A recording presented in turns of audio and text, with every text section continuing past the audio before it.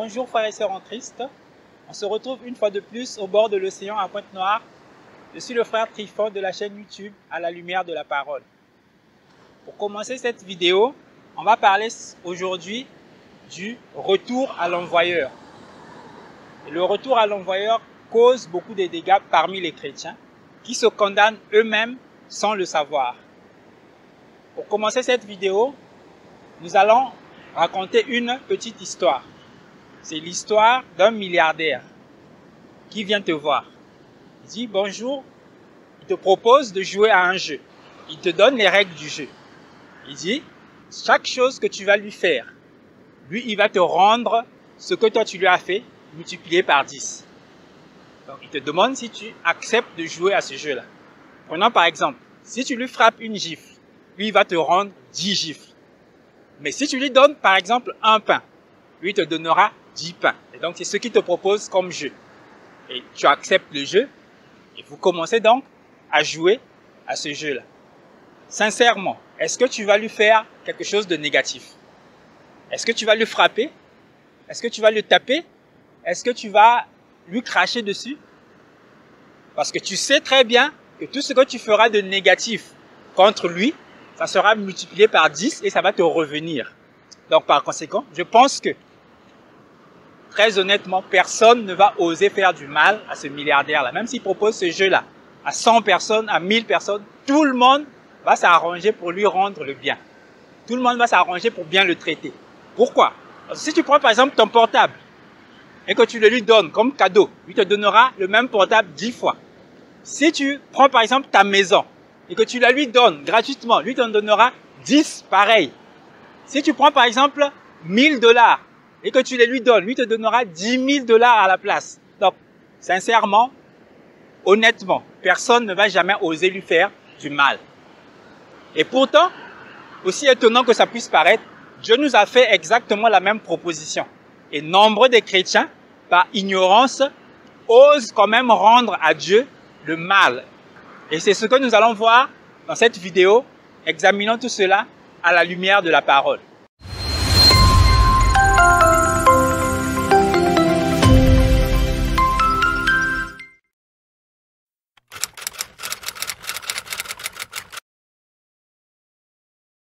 Pour commencer, on va prendre le passage qui se trouve dans Matthieu 5, versets 43 à 48. Lisons au nom du Seigneur. Vous avez appris qu'il a été dit, tu aimeras ton prochain et tu haïras ton ennemi. Mais moi, Jésus, je vous dis, aimez vos ennemis, bénissez ceux qui vous maudissent, faites du bien à ceux qui vous haïssent et priez pour ceux qui vous maltraitent et qui vous persécutent, afin que vous soyez fils de votre Père qui est dans les cieux. Car il fait lever son soleil sur les méchants et sur les bons, et il fait pleuvoir sur les justes et sur les injustes. Si vous aimez ceux qui vous aiment, quelle récompense méritez-vous? Les publicains n'agissent-ils pas aussi de la même manière? Et si vous saluez seulement vos frères, que faites-vous d'extraordinaire? Les païens aussi n'agissent-ils pas de même? Soyez donc parfaits comme votre Père céleste est parfait. Dans ce passage, on voit une chose claire. Jésus nous demande de rendre le bien à celui qui nous fait du mal. Pourquoi? Parce qu'à partir du moment que tu as accepté Jésus-Christ, tu acceptes Dieu, tu acceptes de marcher avec lui, tu dois marcher de la même manière que lui, il marchait. Tu dois suivre le même chemin que lui, il suivait. Or, aujourd'hui, il est fréquent dans beaucoup d'églises d'entendre des gens qui sont en train de prier et de dire retour à l'envoyeur. Il y a par exemple un sorcier qui a lancé un mauvais sort contre lui pour qu'il meure. Et lui, il est là en train de prier, en train de dire retour à l'envoyeur. Il y a par exemple un féticheur qui a lancé un sort contre lui pour qu'il tombe malade. Et lui, il est en train de prier, en train de dire retour à l'envoyeur. Il y a par exemple un féticheur qui a lancé des fétiches pour que son couple il se sépare avec sa femme. Et lui, il est là en train de prier, en train de dire retour à l'envoyeur. Pourtant ici, qu'est-ce que Jésus nous a dit? De rendre le bien, même à celui qui nous maltraite. Quand tu dis retour à l'envoyeur, si la personne souhaite te voir mourir, donc ça veut dire que toi aussi, tu souhaites le voir mourir parce que tu lui remets ce que lui il te donne, au lieu de lui remettre le bien, comme Jésus t'a dit. Donc, c'est un point qui a l'air petit, qui a l'air subtil, mais c'est très grave. Pourquoi? Parce que tu deviens exactement comme tes ennemis sont. Si tes ennemis sont des meurtriers, tu es un meurtrier. Si tes ennemis sont des voleurs, tu es un voleur. Si tes ennemis sont des assassins, tu es un assassin. Tout ce que eux ils vont lancer contre toi, c'est ce que toi tu vas devenir. Or, c'est contraire à ce que Jésus nous enseigne. Dieu va nous récompenser pour ce que nous on a fait. Ce que lui il t'a fait, ça comptera de son côté à lui. Si lui il t'a fait du mal, Dieu va le frapper pour le mal qu'il a fait. Mais toi, si en retour tu lui rends le mal, ça veut dire que toi aussi tu es mauvais. Parce qu'en toi aussi il y a le mal. Et Dieu va aussi, toi aussi te frapper. C'est pour ça que Jésus nous recommande de rendre le bien. Lorsque tu dis retour à l'envoyeur, si c'était une flèche qu'il avait lancée contre toi, cette fois-ci, c'est toi qui lances une flèche contre lui. Et donc, toi aussi tu es un meurtrier, tu es condamnable devant Dieu. Et c'est pour ça que cette petite phrase-là, que les gens ont l'habitude de prononcer, de dire retour à l'envoyeur, cette petite phrase-là, que les gens ont l'habitude de lancer dans les églises, dans les assemblées, dans les lieux de prière, c'est anti-biblique. C'est pas du tout ce que Dieu nous enseigne. C'est contraire à ce que Dieu attend de nous. Parce que ce que Dieu veut pour nous, c'est qu'on rende le bien. Quelle que soit la circonstance. Donc, si quelqu'un a lancé un fétiche contre toi, pour que tu tombes malade, ne dis pas retour à l'envoyeur. Dis, Seigneur, pardonne-lui et aide-le à te connaître. Donc, prie en bien pour lui. À ce moment-là, tu peux demander à Dieu de te délivrer. Tu peux dire, Seigneur, délivre-moi parce que j'allais mourir. Tu peux dire, Seigneur, délivre-moi parce que j'allais tomber malade. Tu peux dire, Seigneur, aide-moi parce que les gens me font mal à cause d'un sort qu'on m'a jeté. Mais ne rends pas le mal à celui qui te l'a envoyé. Parce que si tu le fais, toi aussi tu deviens un enfant du diable parce que tu fais le mal à l'autre. C'est exactement cette petite subtilité-là qui se trouve dans le retour à l'envoyeur. C'est très dangereux pour toi, chrétien, parce que tu deviens un enfant du diable. Tu n'es plus un enfant de Dieu parce que tu es en train de rendre le mal à celui qui t'a fait le mal. Or, ce que nous sommes, ce que Christ nous enseigne, c'est de rendre le bien à celui qui nous a fait le mal. C'est comme ça que ça fonctionne. Donc, soit tu choisis d'être avec Christ, soit tu choisis d'être avec le monde. Mais lorsque tu pratiques ton retour à l'envoyeur, ce n'est pas Christ qui t'a envoyé faire ça. Ce n'est pas Dieu qui t'a envoyé faire ça. Mais ce sont des trompeurs. Ils utilisent ton ignorance pour te pousser à faire le mal sans que tu ne t'en rendes compte. C'est ça le danger qui se trouve dans le retour à l'envoyeur. Si on prend par exemple 1 Thessaloniciens 5:15.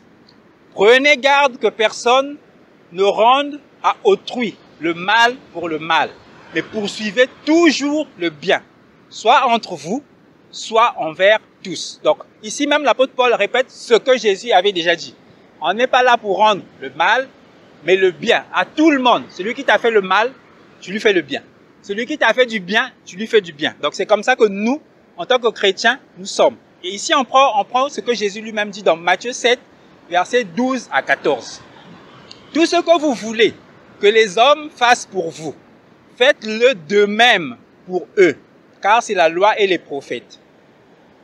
Entrez par la porte étroite, car large est la porte, spacieux est le chemin qui mène à la perdition, et il y en a beaucoup qui entrent par là. Mais étroite est la porte, resserré est le chemin qui mène à la vie, et il y en a très peu qui les trouvent. Dans ce passage, qu'est-ce que Jésus nous recommande? Ce que tu veux que les gens fassent pour toi, agis de la même manière envers eux. Et ici, pour prendre cet exemple précis du retour à l'envoyeur. Le retour à l'envoyeur, c'est quelqu'un qui souhaite du mal envers toi. Quelqu'un qui te fait du mal. Lorsque toi-même, tu fais du mal à quelqu'un, parce que nous sommes tous des pécheurs, toi tu fais du mal à quelqu'un, qu'est-ce que tu souhaites à ce moment-là? En fait, tu souhaites que Dieu te pardonne. Tu souhaites que la personne à qui tu as fait du mal te pardonne. C'est ça que tu attends d'eux en tant que personne. Maintenant, pourquoi toi, de ton côté, tu commences à rendre le mal? Tu commences à remettre à l'autre ce que lui t'a fait. Et c'est là où c'est dangereux. Parce que nous sommes là pour être des imitateurs de Christ. Pour être l'image de Christ. Donc, pour marcher comme Christ a marché. Mais si tu pratiques le retour à l'envoyeur, tu n'es plus en train de marcher comme Christ a marché. Là, tu as choisi ton propre chemin.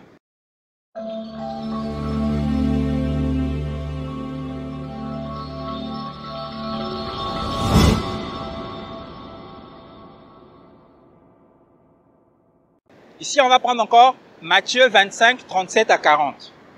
Les justes lui répondront, « Seigneur, quand t'avons-nous vu avoir faim, et t'avons-nous donné à manger, ou avoir soif, et t'avons-nous donné à boire? Quand t'avons-nous vu étranger, et t'avons-nous recueilli, ou nu, et t'avons-nous vêtu? Quand t'avons-nous vu malade, ou en prison, et sommes-nous allés vers toi? » Et le roi leur répondra, « Je vous le dis en vérité, toutes les fois que vous avez fait ces choses à l'un de ces plus petits de mes frères, c'est à moi que vous les avez faites. » Donc ici, ce passage, il est fait pourquoi? Pour nous montrer que chaque chose qu'on fait contre notre prochain, c'est contre Dieu qu'on est en train de la faire. Même si la personne est bonne, même si la personne est mauvaise, chaque fois que tu fais quelque chose contre quelqu'un, c'est contre Dieu que tu es en train de le faire. Est-ce que toi, tu oserais remettre à Dieu quelque chose de négatif que lui t'a fait? De toute façon, il est plus grand que toi. Tu n'auras jamais raison devant lui. Parce que lorsque tu fais le mal, lorsque tu rends le mal, tu es pécheur. Et lui, il punit les pécheurs, il ne marche pas avec les pécheurs. Donc c'est là un danger du retour à l'envoyeur. On prend encore Marc chapitre 4, verset 24. Il leur dit encore, « Prenez garde à ce que vous entendez. On vous mesurera avec la mesure dont vous vous serez servi, et on y ajoutera pour vous. » Au début de la vidéo, je vous ai dit que on commence par une histoire d'un milliardaire qui te rend ce que toi-même tu lui as donné. Tu lui donnes une gifle, il t'en donne 10. Tu lui donnes un pain, il t'en donne 10. Ici, qu'est-ce que le passage dit? On vous mesurera avec la mesure dont vous vous serez servi, et on ajoutera pour vous.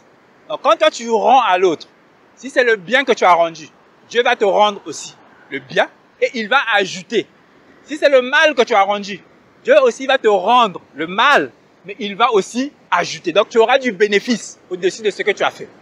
Est-ce que c'est avantageux vraiment pour toi de faire le mal pour que Dieu te rende le mal avec du bénéfice au-dessus?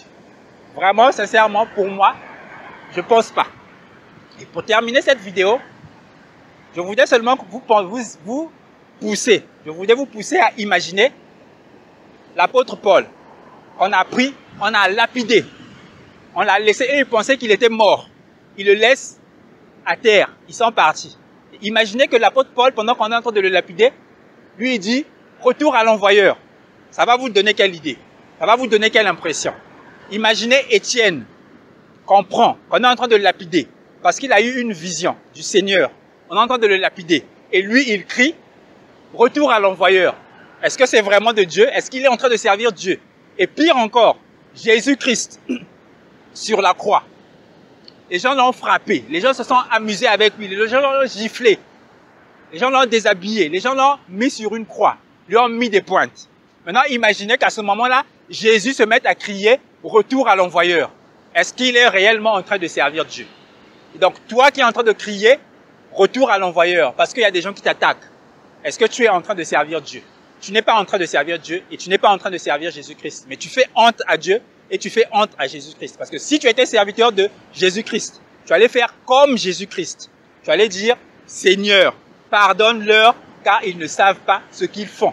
De la même manière que Étienne aussi. Il a dit, Seigneur, pardonne-leur car ils ne savent pas ce qu'ils font. Donc, c'est ici que nous allons terminer cette vidéo. Que chacun d'entre nous choisisse de qui il est serviteur. Soit il est serviteur de Christ, qui rend le bien à ceux qui lui font le mal, à ceux qui le persécutent, à ceux qui le tuent. Il leur rend le bien. Et il souhaite que Dieu leur pardonne. Soit vous allez faire comme ces faux pasteurs, ces faux prophètes qui vous enseignent à rendre le mal à vos prochains, à des personnes, en criant retour à l'envoyeur. Que Dieu donc vous bénisse, que Dieu vous garde et à la prochaine pour une nouvelle vidéo.